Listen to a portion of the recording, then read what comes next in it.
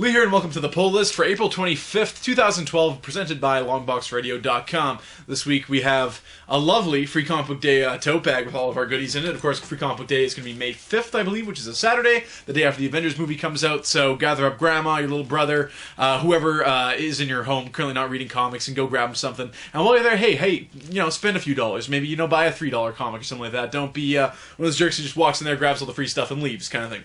Anyways, let's reach this tote bag here, which we have the previews book for next month. Of course, we have another Before Watchmen thing there, and Walking Dead on the back there, because issue 100 will be out in a matter of months here, so that's pretty cool. Looking forward to seeing what new action figures and stuff are out as well.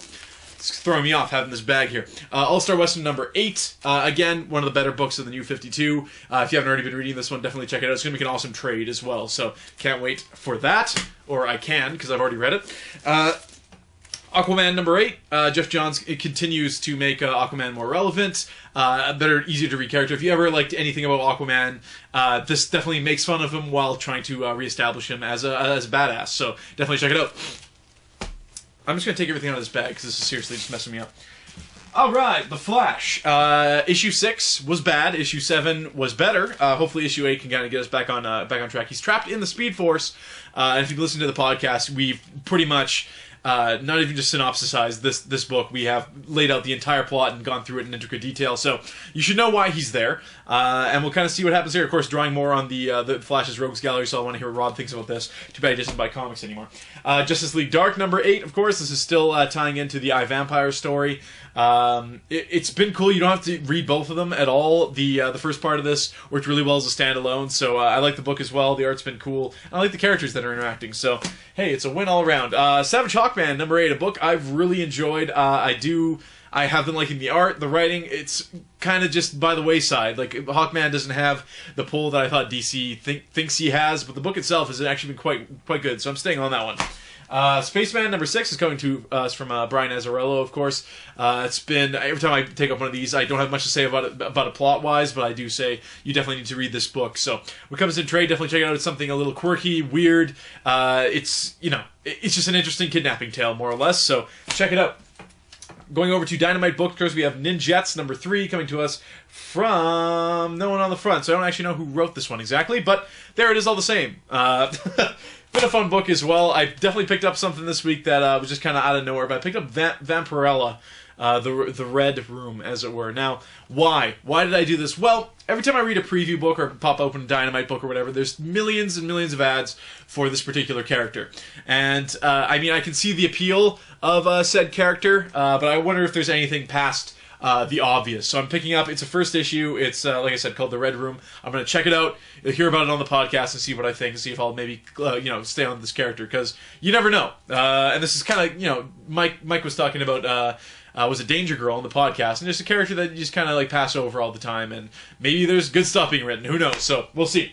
The Darkness coming to us from Image, this is issue 102, of course, coming to us from David Hine, rather. Been a super cool book, of course, dealing with the reboot of the Top Cow universe. Also, Jackie has gotten rid of the darkness. He literally puked it out of himself at the behest of Jennifer. So we'll see what happens here.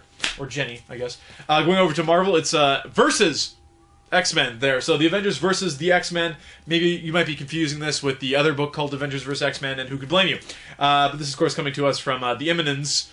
So we'll see. And again, my major gripe with this is that they're trying to put them on level playing grounds rather than saying like, oh man, this character would destroy that character, and why not? That's the point of it. What they really do is they do the whole one-upping thing, which I really don't like, and it's happening in the main book right now. Again, I know it's supposed to be just a big silly event that doesn't really count for anything, but Iron Man hitting the telepath dust and having a way to avoid Magneto's magnetism abilities and stuff like that is just kind of silly. Like, Magneto should be able to stroll up and just put him out of his misery and whatnot. So I hope that doesn't continue in here. If it does, whatever, at least the art will be cooler. So whatever.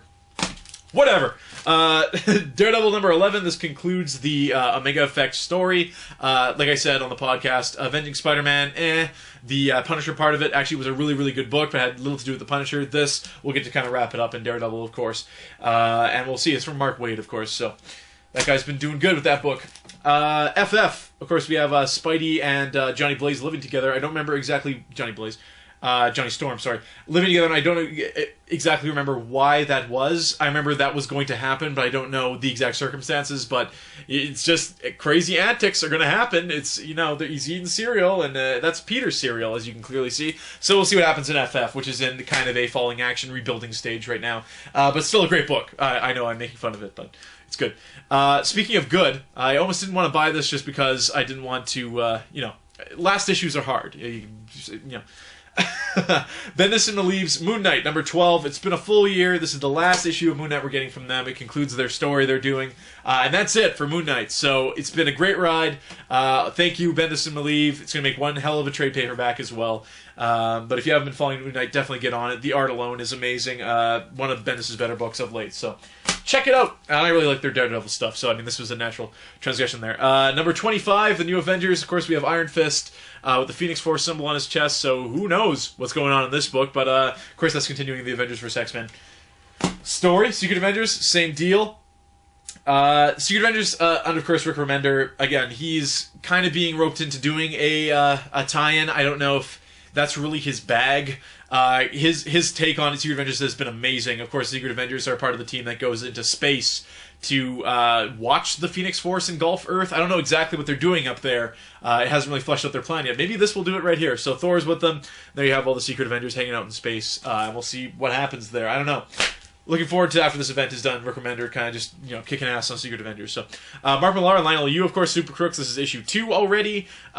Super cool art. Another cool, or not super original idea, but an idea all the same from Mark Millar. The guy can't make a bad book, I swear. So definitely check it out. Ultimates number 9, of course, coming to us from Jonathan Hickman, the aforementioned Jonathan Hickman. Super cool cover there. We have Mr. Fantastic looking all... it's been a super crazy book. It's going in really wacky places, and it's really separating itself from the 616 universe. So, hard to recommend just jumping into this book, though. It's 9 issues in. I don't want to say you have to read the 9 issues, but you will have a very hard time catching up on what's actually happening. It's definitely a slow burn of a book that you want to kind of start early and just kind of plow through. So, yeah, recommend it all the same. It's a good book. Uncanny X-Men, number 11. Of course, tying, of course, into the Avengers vs. X-Men as well. So we have Colossus versus Red Hulk there. Again, whatever. Wolverine, number 305, coming to us from Bun. Not entirely sure who that is, but it's not Jason Aaron, and that could spell trouble for Wolverine. But anyways, we'll check this out, and you'll hear about it on the podcast, because usually Wolverine is the book I don't get to every week. I'll read everything, and like right when we're about to record, I'm like, oh man, I totally forgot about Wolverine. So it never really gets talked about, but has been an okay book, kind of running in circles recently. Not a lot happening. Wolverine and the X-Men, I feel, is if you're a Wolverine fan, go over there, read Jason Aaron's writing of Wolverine, which is a better book all around, where it's actually moving in some direction, whereas this one's just kind of spinning in place. So anyways, that is the pull list for the 25th. Like I said, Free Comic Book Week is next weekend. The Avengers is next week. Get your pre-bought tickets. Go check it out. That's a movie event for the decades, as it were. So check that out, of course. And we'll be doing a podcast probably just after the weekend. So you'll hear about all these books I just talked about. We'll review them, of course. And that's that. So anyways, until next week, signing out.